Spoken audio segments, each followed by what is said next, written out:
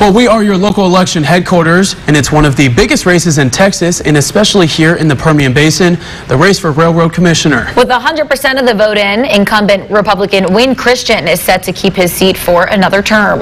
But what does this mean for his Democratic challenger, Luke Warford? I talked with the candidate one-on-one about the next steps he plans to take.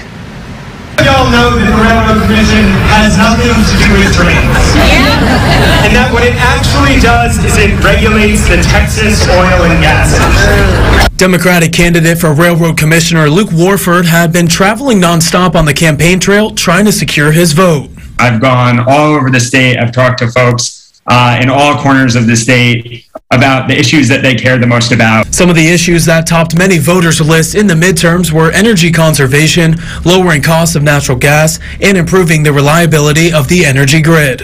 I think those issues resonate with people in the Permian Basin in particular. However, after last night's loss, Luke is looking to the future. He knows that being able to work cohesively with people on both sides of the aisle is what's best for the state of Texas. The issues in this race, they're not Democrat, Republican, or independent, and I genuinely cannot wait to work with folks regardless of where they are politically, because I think together we can move Texas energy forward. But that doesn't come without holding those in office accountable. I've spent the last year in this campaign working to hold the people in power accountable, and I'm going to continue to do that work going forward. And Luke's mission doesn't stop there. He told me he will continue to fight for the key principles in which he ran his campaign on. More focused on maintaining Texas energy leadership and making sure that Texans have access to both reliable and affordable energy. Look, we are the energy capital of the world, not just oil and gas, but also wind and solar. We're set up to lead in geothermal and hydrogen and carbon capture.